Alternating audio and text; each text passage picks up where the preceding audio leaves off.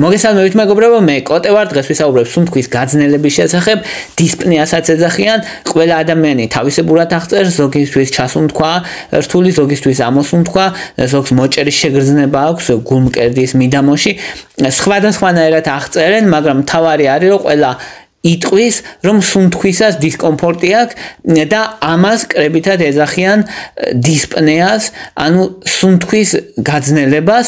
ყველაზე ხშირი მიზეზი, რაც პირველ რიგში უნდა ვიფიქროთ, როცა ადამიანი ამბობს სუნთქვის გართულებაზე, ეს არის ასთმა ახალგაზრდებში და ფილტვების ქრონიკული ობსტრუქციული დაავადება ასაკოვან ადამიანებში, ან გულის უკმარისობა.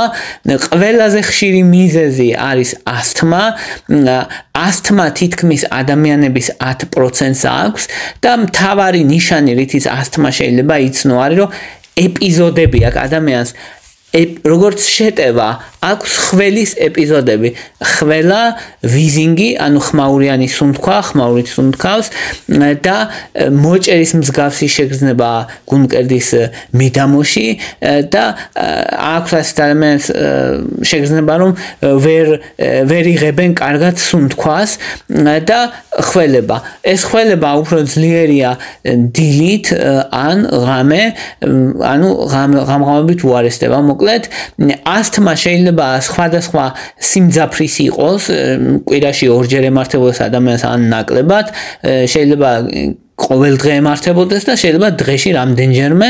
ეს შეტევები რამდენიმე წუთი გრძელდება როგორც წესი, თუმცა შეიძლება დისკომფორტი გაგრძელდეს საათებიც. ადამიანს რომ ეს შეტევა დაუმთავრდება როგორც წესი უკეთესად არის, თუმცა ზოგი ადამიანი რაღაც დისკომფორტს სუნთქვისას მაინც გრძნობს შეტევებს შორისაც. ანუ სხვადასხვანაირი სიმპტომები ახასიათებს ასთმას, მაგრამ საერთო არის, რომ ეს შეტევითი ხასიათი ხველა, შეტევები, ეპიზოდების სახით, მის შემდეგ კარგად არის ადამიანი. ერთ-ერთი მთავარი, რაც უნდა გავამახვილოთ ყურადღება, არის ცივი ჰაერი და ვარჯიში.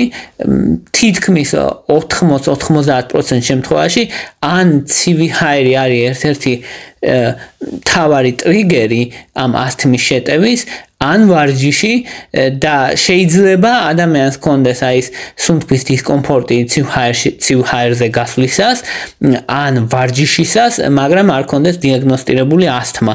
ანუ ბევრ შემთხვევაში ადამიანებს აქვს დისკომფორტი, როცა ცივ ამინდში გადიან, მაგრამ არ აქვს ასთმა. ესეც შესაძლებელია. და ასთმის დიაგნოზი ისმევა სპირომეტრით, ანუ სუნთქვის ტესტებია, მოკლედ, სუნთქვის ტესტებით ისმევა მისი დიაგნოზი, ასთმის მკურნალობა და მართვა შესაძლებელია და გვაქვს, რაც კარგია. მეორე ყველაზე ხშირი მიზეზი არის ფილტვების ქრონიკული ობსტრუქციული დაავადება, ფქოდი ქვია ქართულად და ეს ფქოდი აერთიანებს ორ დაავადებას. ერთი არის ქრონიკული ბრონქიტი. ქრონიკული ბრონქიტი რა არის? ქრონიკული ხველა, როცა აქვს ადამიანს, მაგალითად 3 თვის განმავლობაში თუ გახველებს და ესეთი ეპიზოდი 2 წლის განმავლობაში, 2 გვერდით მიმდინარე წლის განმავლობაში თუ მოხდა, ეს ქრონიკული ბრონქიტია უკვე. ან ემფიზემა. ემფიზემა რა არის? ემფიზემა არის ფილტვებში ჩვენ გვაქვს ეს ბუშტუკები, ეს ბუშტუკები თუ ზიანდება, აი როგორც ყურძენი რო წარმოიდგინოთ, აი ესე გამოიყურება ჩვენი ფილტვები შიგნიდან და ოღონდ ყურძნის მარცვლებში ჰაერი რო წარმოიდგინოთ, რომ შედის. და ეს ჰაერი, ამ ჰაერს აქვს ზედაპირი, რითიც ეხება ფილტვის ალვეოლებს და ეს ყურძნის ბუშტუკები რო წარმოიდგინოთ, რომ გასკდეს და გაერთიანდეს. აი ამას ეძახიან ემფიზემას და ემფიზემისას კიდე საკმარისად ჟანგბადს ვერ იღებს ადამიანი და ეს ორი დაავადება, ბრონქიტი და ემფიზემა ხშირად არის ერთად, ამიტომ აერთიანებენ ხოლმე ფილტვების ქრონიკულ ობსტრუქციულ დაავადებად და ასეთ ადამიანებს რა აქვთ? ხველა ერთ-ერთი მთავარი, ხველა ნახველით, ძირითადად, დილაობით, განსაკუთრებით და დისპნეა. დისპნეა, ანუ სუნთქვის დისკომფორტი. სუნთქვის დისკომფორტი შეიძლება იყოს 4 ხარისხის. ნუ 0-ს ეძახიან, როცა უბრალოდ მაგალითად მაგალითად თუ ძალიან ძლიერად ვარჯიშობ, ან მთელი სიჩქარით გარბი ხარ, მაგ დროს თუ გაქვს სიმთქვის დისკომფორტი, ეს მიიჩნევა ნორმად, იმიტომ რომ ნებისმიერ ადამიანს შეიძლება ნებისმიერ ჯანმრთელ ადამიანს აქვს ესე. პირველი ხარისხის სუნთქვის უკმარისობა, ანუ სუნთქვის დისკომფორტი არის, როცა ადამიანს ქოშინი ეწყება აღმართზე. ან ჩვეულებრივ თუ ჩვეულებრივ შეგიძლია იარო, მაგრამ თუ კი აი აღმართზე ან ჩქარი ნაბიჯით, ცოტა თუ აუჩქარებ ნაბიჯს და ქოშინი გეწყება, პირველი ხარისხის დისპნეა. მეორე ხარისხის არის, როცა სუნთქვის გართულების გამო, სუნთქვის დისკომფორტის გამო გიწევს იმოძრაო უფრო ნელა ვიდრე სხვებმა. მესამე არის, როცა მესამე ხარისხი არის, როდესაც დაახლოებით 100 მეტრში ან რამდენიმე წუთში სიარულის დაწყებიდან გიწევს რომ გაჩერდე და დაისვენო და მეოთხე ხარისხი არის, როცა აი ჩვეულებრივად ტანსაცმელს რო იცმევ, მაგ დროს გეწყება ქოშინი, ამდენად გიჭირს სუნთქვა, ეგ არის მეოთხე ხარისხი. ძირითადად ეს ფილტვების ქრონიკული ობსტრუქციული დაავადება იწყება 40 წლის ზევით, ნელ-ნელა ვითარდება, ნელ-ნელა, მაგრამ პროგრესირებს და ამიტომ ყურადღება ჭირდება, მკურნალობა ჭირდება აუცილებლად, მკურნალობით მართვადია, თუმცა დროთა განმავლობაში პროგრესირებს, თუმცა შენელება შეიძლება. სტანდარტული ტესტი მისთვისაც არის სპირომეტრია, ანუ სუნთქვის ტესტებია, რომელთაც გამოითვლიან, რამდენად კარგად შეუძლია მაგალითად ადამიანს ამოსუნთქვა ერთი წამის განმავლობაში. მესამე ყველაზე ხშირი მიზეზი, რატომაც სუნთქვის პრობლემები აქვს ადამიანს, არის გულის უკმარისობა. გულის უკმარისობა უმეტესად ასაკოვნებშია და ეს ასაკოვნების პრობლემა ძალიან იშვიათად რო ახალგაზრდა ადამიანში შეგვიძლია, ანუ უმეტესად 50 ზევით, ან კიდევ უფრო ზევით. და მთავარი მახასიათებელი, როცა გულის პრობლემიდან მოდის სუნთქვის პრობლემა, არის რომ ადამიანს ფიზიკური აქტივობის დროს ეწყება ქოშინი და მეორე მთავარი ნიშანი არის კიდე რომ წოლისას ქოშინი უძლიერდება.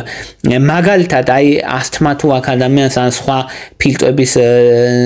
ფილტვების გამო ან ბრონქების გამო სუნთქვის გაძნელება, დაწოლასთან არ აქვს კავშირი მაგას, მაგრამ აი როცა გულიდან არის, მაშინ როცა დაწვება ადამიანი, ქოშინი უძლიერდება და ამიტომ ესეთი ადამიანები რამდენიმე ბალის იდებენ ხოლმე, რომ აწეული კონდეთ სხეულის ზედა ნაწილი, რომ ეს შეშუპება, ფილტვების შეშუპება ნაკლებად დაემართოთ და ნაკლებად კონდეთ ეს სიმპტომები.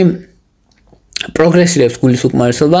გულის უკმარისობას ჭირდება მკურნალობა სასწრაფოდ, რადგან 5 წლიანი გადარჩენა გულის უკმარისობას აქვს დაახლოებით 50%. ანუ სიცოცხლისთვის საშიშია, მოკლედ თუ არ უმკურნალებ, ამიტომ გულის უკმარისობა თუ აქვს ადამიანს, მისი უყურადღებოდ დატოვება არ შეიძლება. მეოთხე ყველაზე ხშირი მიზეზი, რატომაც ვითარდება სუნთქვის გაძნელება, არის პნევმონია.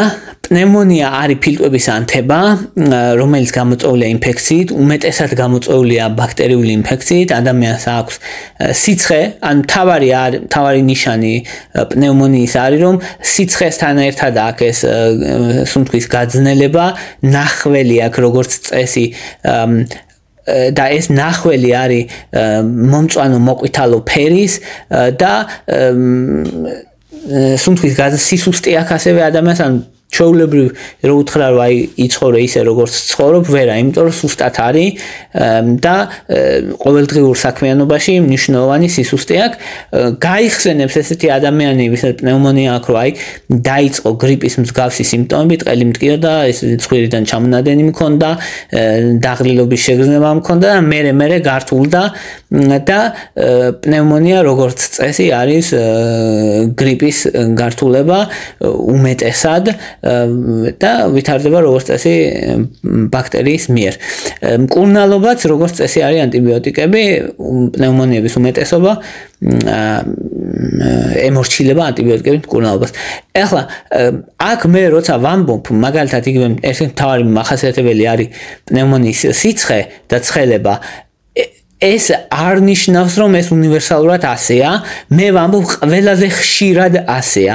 თუმცა არის პნევმონიები, როცა პირიქით დაბალი ტემპერატურა აქვს ადამიანს, სიცხე არ აქვს ადამიანს, ან ძალიან მსუბუქი სიცხე აქვს, რომ შეიძლება ვერ შეამჩნიოს და ასეთ შემთხვევაში ადამიანი ან თავარი მახასიათებელი რაც პნევმონია შეიძლება ქონდეს სიცხე, ეგ არ აქვს. სუნთქვის გაძნელება, ფიზიკური დატვირთვისას ქოშინი ესენი აქვს, როგორც წესი მაინც ადამიანს. ამიტომ პნევმონიაც აუცილებლად ერთ-ერთი გამოსარიცხია. მეხუთე ყველაზე ხშირი მიზეზი არის ანემია. ანემიის დროს გვაქვს ერითროციტების ნაკლებობა ან ჰემოგლობინის ნაკლებობა, სისხლის წითელი უჯრედების ნაკლებობა. ან სისხლის წითელ უჯრედებში ჰემოგლობინი რომ არის, რომელიც იკავშირებს ჟანგბადს, მისი ნაკლებობა. ასეთ დროს ადამიანს შეიძლება ჰქონდეს მოჭერითი შეგრძნება გულმკერდის მიდამოში, დისკომფორტის შეგრძნება და სხვა სიმპტომებიც ექნება ესეთ დროს, მაგალითად სისუსტე, დაღლილობა, კანის სიფერმკრთალე, თავბრუსხვევა, გულის აჩქარება, ხელები ცივი და ფეხები ცივი და ანუ ტიპიური კლასიკური ანემიური გარეგნობა აქვს ხშირ შემთხვევაში ესეთ დროს ადამიანს შეიძლება გულის შეტევას გავდეს ანემია თუ ძლიერი ანემია, სხვა შორის მოჭერის მსგავსი ძლიერი შეგრძნება გულმკერდის მიდამოში შეიძლება ჰქონდეს და აი აქვე ახლა როცა ვამბობთ ჩვენ სუნთქვის გაძნელებას მანდვე უნდა ვთქვათ, რომ სუნთქვის გაძნელება და დისკომფორტი ასევე ახასიათებს გულის შეტევასაც, მიოკარდიუმის ინფარქტს და სტენოკარდიასაც, რომელსაც ანგინასაც ეძახიან, ხო ეს ყელის ანგინაზე არაა საუბარი, რა თქმა უნდა, ახასიათებს გულის შეტევას, ოღონ გულის შეტევისას ადამიანის მთავარი ჩივილი არ არის ხოლმე როგორც წესი სუნთქვის უკმარისობა, ან დისპნეა, ან სუნთქვის დისკომფორტი, როგორც წესი მაგ დროს არის ტკივილი მოჭერითი ხასიათის ზეწოლის შეგრძნება გულმკერდზე და ტკივილი გადადის ხელში, მარცხენა ხელში, ან მარჯვენაში, ან კისერში, ან ყბის ქვეშ. შესაბამისად, ტკივილი და ზეწოლის შეგრძნება უფრო მთავარი გულის შეტევის დროს, ამიტომ არ განგვიხილია როგორც მთავარ სუნთქვის დისკომფორტის მთავარ გამოწვევად გულის და მიოკარდიუმის შეტევა. აი ეს იყო რისი თქმაც მინდოდა. მადლობა რომ მისმენდით, მადლობა რომ გაინტერესებთ. თუ მოგწონთ ჩემი ვიდეოები, დალაიქეთ, თუ მოგწონთ ჩემი არხი გამოწერეთ, მადლობა ინტერესისთვის.